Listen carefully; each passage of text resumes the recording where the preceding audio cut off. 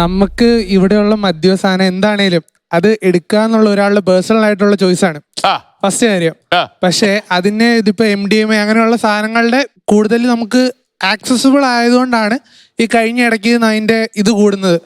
ഇത് പിന്നെയും പിന്നെ ഉപയോഗിക്കാനുള്ള കാര്യം ഡോക്ടറിന് കൂടുതൽ ഇതായിട്ട് പറയാൻ വേണം. ഡോപ്പമിൻ അല്ലെങ്കിൽ സന്തോഷത്തിന്റെ ഇത് അത് വരുന്ന എന്താ, നമുക്ക് ഇഷ്ടമുള്ള ആക്ടിവിറ്റീസ് നമുക്ക് ചെയ്യാനുള്ള സ്വാതന്ത്ര്യം വേണം.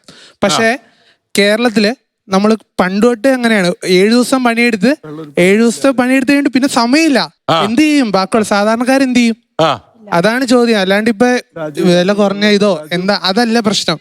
നമ്മുടെ ആൾക്കാർക്ക് അവര് ചെയ്യുന്ന പണിക്ക് അല്ലെ അവരുടെ ആനന്ദകരമായിട്ടുള്ള രീതിയിൽ അല്ലെ അവർക്ക് പറ്റാവുന്ന രീതിയിൽ ചെയ്യാൻ പറ്റണം.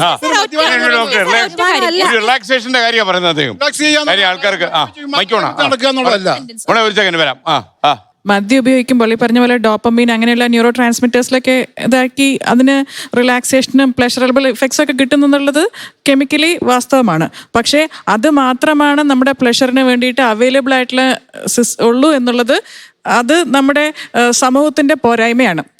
അപ്പോൾ ഇന്നത്തെ ജനതയ്ക്ക് ഈ അഡിക്ഷന്റെയോ ആൽക്കഹോളിസത്തിന്റെയോ പ്രശ്നത്തിലേക്ക് അവർ എത്തുന്നുണ്ടെങ്കിൽ അവർക്ക് വേറെ പ്ലഷറബിൾ ആയിട്ടുള്ള ആക്ടിവിറ്റീസ് ഇല്ല എന്നുള്ളതാണ് അതിന്റെ ഇൻഡിക്കേറ്റർ ആണത്.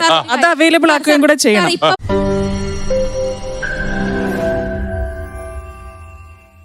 ലോകത്തെവിടെയായാലും ഏത് സമയത്തും 24 വാർത്തകളും ഓഗ്മെന്റഡ് റിയാലിറ്റി പാക്കേജുകളും എക്സ്പ്ലെയിനറുകളും വിശദമായി കാണാൻ ഞങ്ങളുടെ യൂട്യൂബ് ചാനൽ നിങ്ങൾക്ക് സബ്സ്ക്രൈബ് ചെയ്യാം.